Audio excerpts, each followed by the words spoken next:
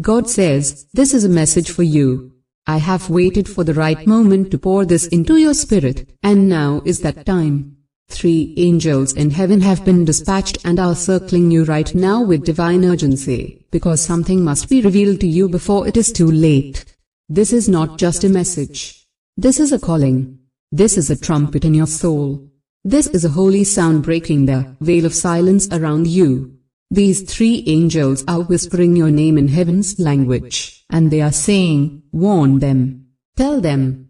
Speak the truth before the veil falls, because soon, their eyes will be changed forever. You have seen many things. You have looked upon faces, places, and seasons that were not for you. You have looked into mirrors that showed you a false reflection. You have looked with human eyes and tried to understand spiritual truths. And God says, your eyes, yes, your very eyes, are about to be touched by heaven. But first, these 3 angels must warn you. They must shake you out of this spiritual sleep you didn't even realize you had fallen into. Because your eyes, though open, have been partially closed in the spirit. You are seeing, but not everything. You are watching, but not perceiving. And God says, I need you to perceive. These angels, radiant with the fire of the throne room, glowing with the knowledge of realms your heart has only brushed against in dreams, are holding scrolls sealed with tears. Yes, tears. Not ink. Not blood. But tears from heaven itself. Tears that carry the weight of what your eyes were meant to see, and the pain of what you were tricked into believing. And they say with one voice, in the unity of the heavens, prepare them, because soon, their eyes will be opened, and they will never see the world the same way again. God says, your vision has been clouded. Not because you chose blindness, but because layers were placed on your sight, layer after layer of distraction, deceit, disappointment, and false comfort. You thought you were seeing clearly, but you were only seeing through filters that life, pain, and people put over your vision. And these filters kept you from seeing the truth about yourself, about others, and even about what God has been trying to show you. Now is the moment of awakening. 3 angels in heaven are warning you because soon, your eyes will be undressed from every falsehood. The scales will fall. The mist will vanish. What was once hidden in plain sight will be undeniable. And it will not be subtle. It will come like a thunderbolt to the soul. A sudden realization. A divine interruption. A moment where your sight changes and nothing around you looks the same again. This is a message for you. Not for someone else. Not for a neighbor or friend. It's not a coincidence that you are reading this. Heaven arranged it. One of the angels assigned to you has been your name in the dark hours of the night, kneeling beside your bed, covering you while you slept, pleading with the Spirit to bring this word to you before the shift happens. And now it has arrived. The warning is here, but so is the promise. God says, when your eyes are opened, you will finally see who has been standing with you. You will see who has been standing against you, not in malice, but in misunderstanding. You will see who truly loved you, and who only said they did. You will see who prayed for you in secret, crying out for your name to be lifted, and you will see who hoped in silence that you would fall, so they could rise. And this clarity, though painful, will be the beginning of your freedom. God says, prepare yourself. You've been asking for the truth. You've been asking for clarity. You've said, Lord, show me. Lord, speak to me. Lord, let me see what I've been missing. And now heaven replies, we will. But with this answer comes responsibility. Because once your eyes are opened, you can no longer live as if they are closed.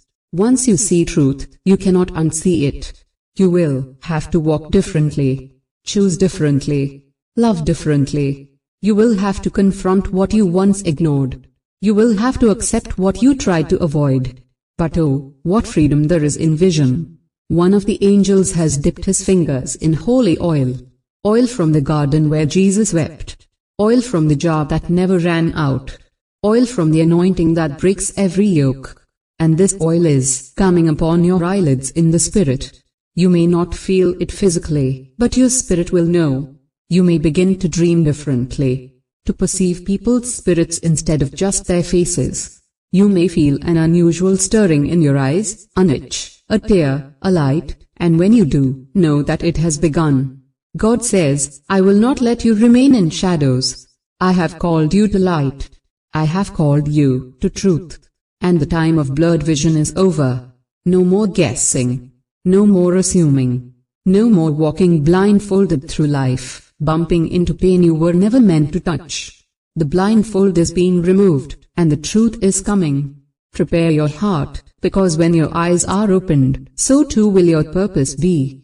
You will see it clearly. You will understand why you went through what you did, why certain people left, why certain opportunities fell through, why certain paths never worked out. Finally, God is exposing this. Not to hurt you, but to heal you. Not to shame you, but to shape you. Because the version of you that God is calling into this next season cannot walk with the same sight you used in the last one. Your vision must be sharpened. Your discernment must be heightened. Your eyes must be filled with fire, with light, with clarity. These angels are warning you not as a threat, but as an invitation. You are being summoned to awaken. And when your eyes open, you will also see yourself as heaven sees you. You've seen yourself through lenses of shame, regret, guilt, comparison, and fear. But God says, I am going to show you what I see when I look at you. And when that moment comes, you will weep, not because of sorrow, but because of the joy of realizing you've always been loved more than you could comprehend. You've always been seen, truly seen, by the one who made you. You've never been invisible to heaven. Not for a second. There is more. When your eyes are opened, you will see not only people and yourself differently, but also the path before you. Where once there was confusion, there will be peace. Where once there was fog, there will be direction. Where once you felt lost, you will suddenly know exactly where to step. God is removing the hidden traps. He is clearing the way. He is lighting the path with divine insight. And no one will be able to lead you astray again. And you must understand, this is not just for now. This is generational. The shift in your vision will impact your family, your children, even those unborn, your lineage, your legacy. What God is revealing to you now will stop cycles that have repeated for decades.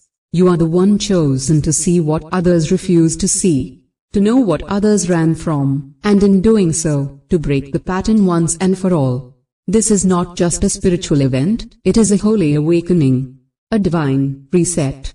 And the angels are standing watch as it begins. Heaven is holding its breath, waiting for your eyes to open fully. The stars know your name. The wind carries your prayers. The earth groans for you to rise into your calling. All creation is waiting for you to see what you've been born to do. So open now. Open immediately. Don't delay. Don't shrink. Don't scroll past this like it's a simple word on a screen. It's not. This is your holy alarm. This is your heavenly whisper.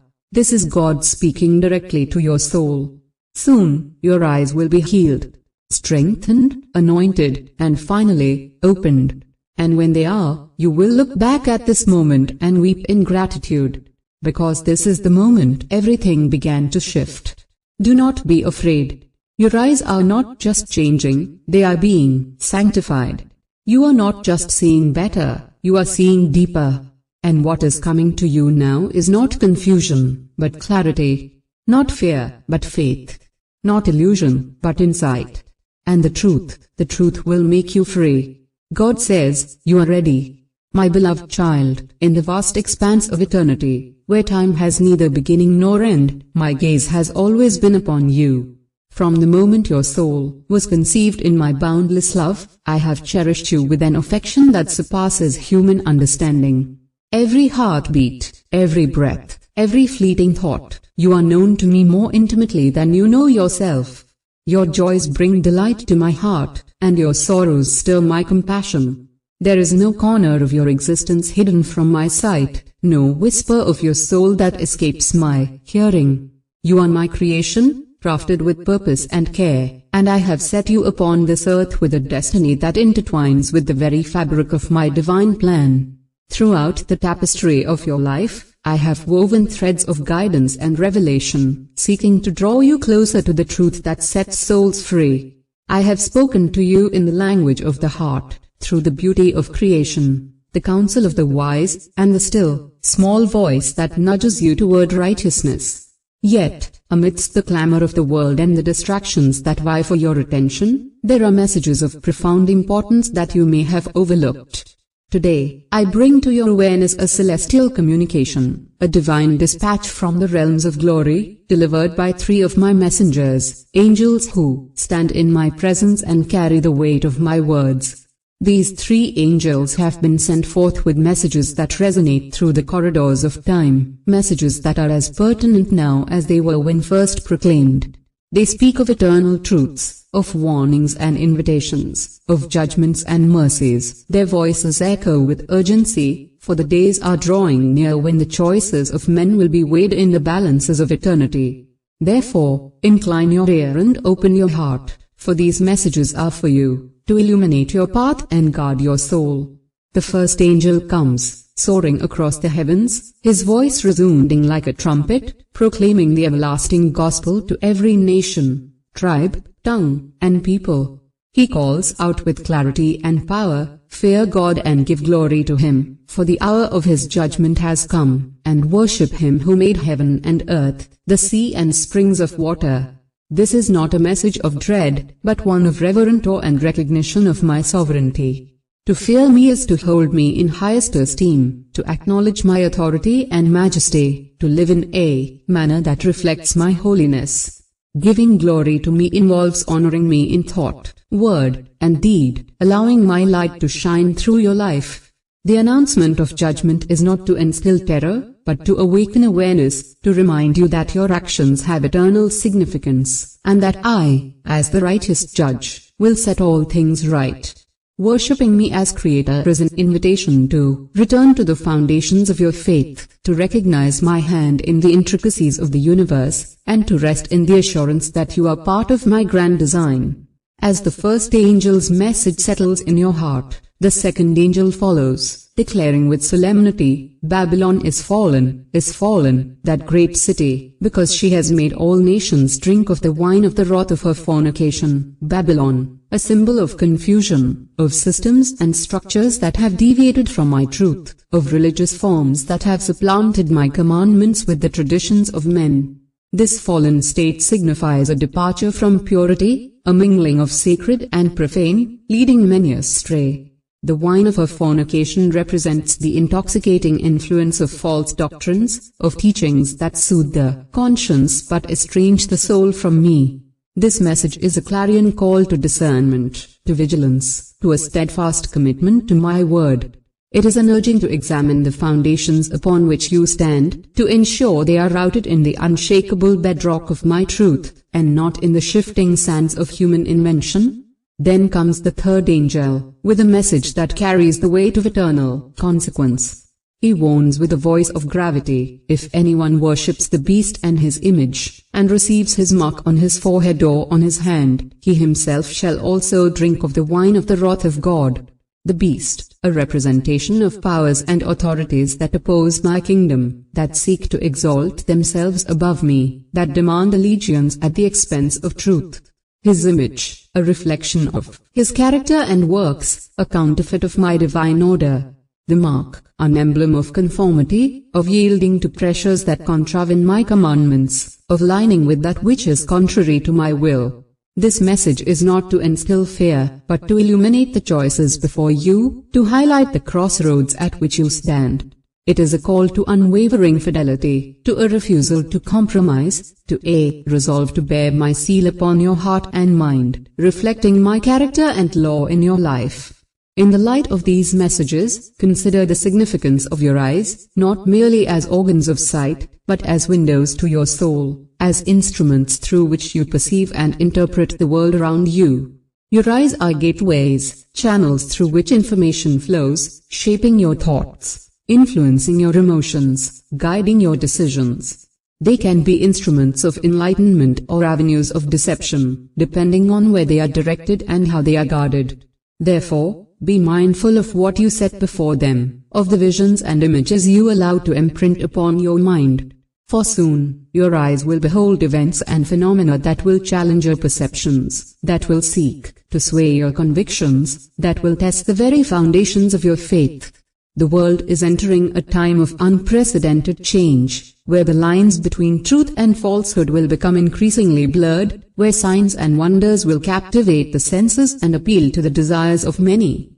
In such times, the counsel of my messengers becomes ever more critical. They call you to a higher vision, to lift your eyes above the transient and the deceptive, to fix your gaze upon me, the author and finisher of your faith.